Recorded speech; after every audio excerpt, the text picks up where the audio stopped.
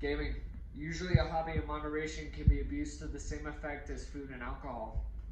Gaming in heavy amounts should be discouraged by both our peers and our parents due to the negative impacts it can have on multiple areas of our life, and it should be reduced to 30 minutes a day by both our peers and our parents. This topic is becoming more relevant nowadays due to the fact that gaming is becoming more easily accessible by both younger children, young adults, and teenagers. I would know. I grew up playing video games and it negatively impacted my own academics and my own physical health. Extended game usage negatively affects schooling, physical health, and mental health. Now that that has been established, first, prolonged play negatively affects your performance in school. School requires attention in order to be done correctly, and if you spend all your time playing games, you're obviously going to put a hindrance on your academics. As Jancy Wright says in her essay, they found that gaming addiction physically impacts academics because the teenagers were too involved in the game to do their homework. Another point from that essay is that gaming should be reduced to 30 minutes a day, and that brought the game grades back up. A statistic from that essay showed that in a study through a testing period, they studied two groups of people, a group of non-players and players.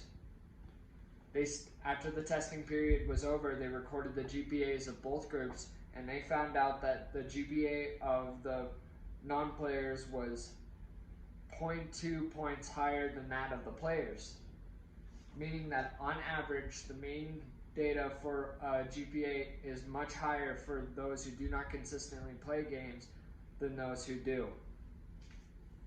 Another source asserts that games affect schooling by taking up teenagers and young adults' time, as asserted by Gwen Noir. In conclusion, we can assume that through this data that has been collected, that gaming has a negative impact on academics. Next, gaming hinders the drive to exercise and exercise in general. Many things get in the way of exercise for adults, such as work and family obligations. But for children, one of the things that can get in the way of exercise is video games, due to the fact that they usually try and find something else to do. But however, studies from both the website Bulb and the University of Tennessee assert that certain games actually promote physical activity. This claim is nearsighted due to the fact that the majority of games require that the player sit down and not do anything except move their hands. The minority which they are talking about requires the person to stand up and move around, and even this is somewhat limited to an extent. Another discrepancy within that study is the fact that their main study group was younger children. This means that their entire study of physical exercise is based off of an age group that is much younger than the majority of most of the largest age group, which would be young adults and teenagers. An article from the New York Times asserts that active games do not produce an increase in physical activity, and this is by the writer Strauss. They're mainly talking about the Wii Sports games and the fitness games related to the Wii. There are certain games connected to the Kinect, but the reason why those are not a good idea either is the fact that the Kinect costs a lot of money in order to play, and plus you have the cost of the game themselves.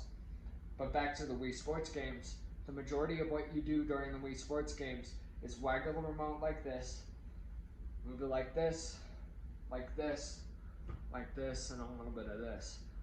That is not physical exercise by any extent of the means, and it should be downplayed for actual exercise, and gaming altogether should be reduced to 30 minutes a day. Finally, gaming negatively impacts the brain and the mental sharpness for younger children. In an online article by Credit Donkey, a majority of negative influences can include a negative in your short-term memory, an increase in hyperactivity in younger children, and an increase in eye pain, all stemming from gameplay of over 3 hours.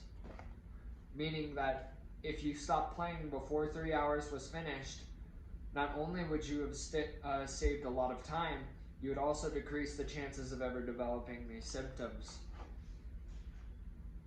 Plus, in an article by Telegraph, they state the results of an MRI scan that the reward system in the brains of young heavy users of social media and video games displays similar changes to that of drug users and alcoholics. Like with the previous effects on the brain, all of this stems from gameplay of over 3 hours. The simple solution to this would be to reduce gameplay to 30 minutes a day. And therefore, the symptoms may never even appear to begin with. Now that we've talked about the previous negatives, I will say again, if we reduce gameplay to 30 minutes a day, we can prevent all of these bad things from happening. And like with most things, gaming can be good in small amounts. It can be good as a recreation, and it can be a good stress reliever, but in heavy amounts it can almost always be dangerous. My dad would sometimes say, everything in moderation. He would usually be talking about alcohol, but it can also be applied to this as well.